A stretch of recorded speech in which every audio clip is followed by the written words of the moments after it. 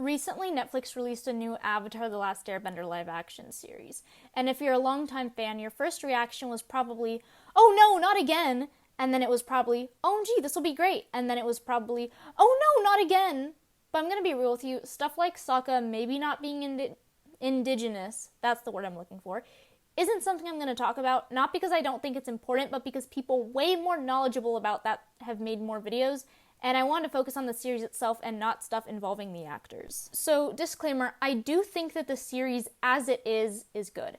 You're gonna think I hate it at first, which, I mean, I do pride myself on being a hater on this channel, so valid, but I recently decided to do a new thing when I review things, and that is I start off with the negative opinions and end off with the good opinions because it's my channel and I do what I want. That being said, overall, I do think that if the live action was not based on anything else, it would be very impressive for what it is. Because it was based off of an existing property, one that I'm very familiar with, might I add, I can see a lot of the flaws within it. I'll give examples as we go through, but TLDR, the writers don't fully understand the characters they're writing, which causes them to lose a lot in translation. Also, spoilers for the whole thing. So, starting it off strong, boys, you want to know something I thought was odd?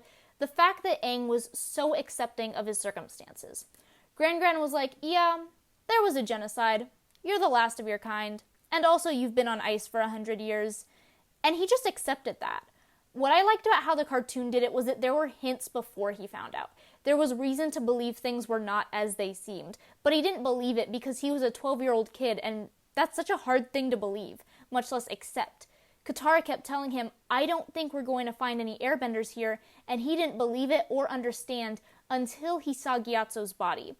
To accept the genocide before then, in my opinion, took away from what happened when Aang finally did see the skeleton. Adding on to that, the fact it was memories of Gyatso and not Katara that brought him out of the Avatar state wasn't a good idea, in my opinion.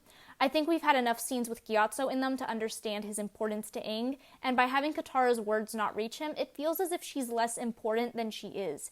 It makes them feel more like people just traveling together and not a family. She shared the same information about her mother prior, but it didn't mean as much to Aang, which overall makes her as a character feel less relevant than she is. Also, pulling it back, I saw somebody call Gran Exposition Gran, which is crazy, but true. I hate when a show makes a singular character just explain everything. It's not natural, it's not the most stimulating experience for the audience. Overall, it's just not a good choice. And tell me why Katara did not steal the waterbending scroll.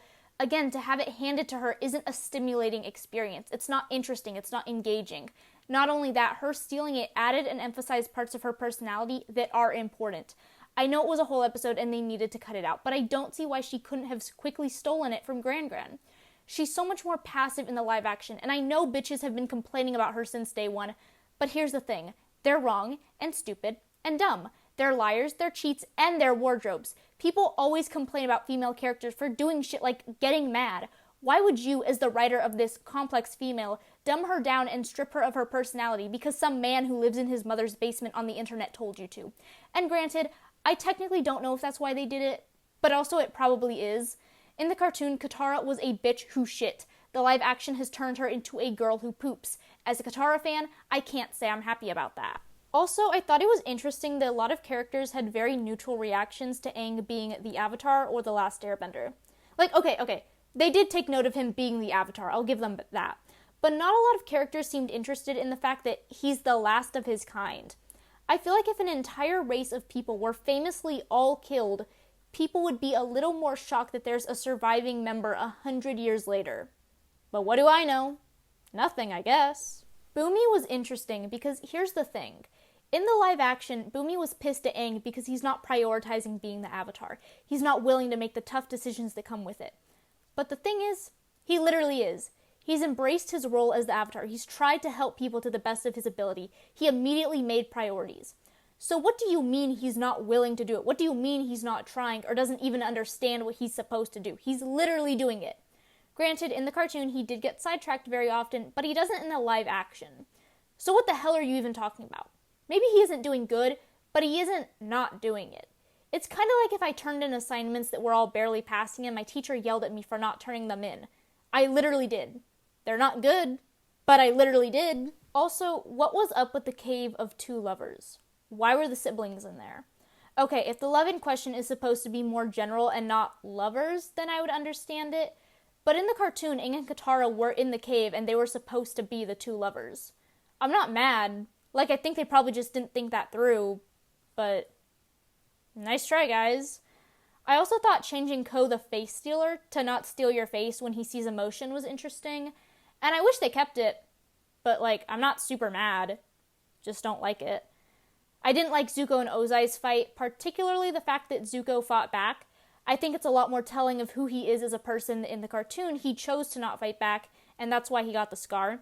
It also speaks about Ozai as a character. Again, they changed things that were perfect the way they are, and now there's a little less personality in the scene. And Azula. Let's talk about Azula. First of all, Ozai doesn't really think of her as a prodigy. He thinks she could be better than she is, which is why I say that he doesn't think that.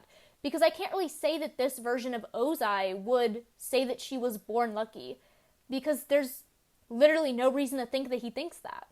Something interesting is that in the live action, Azula tears up when she sees Zuko get burned.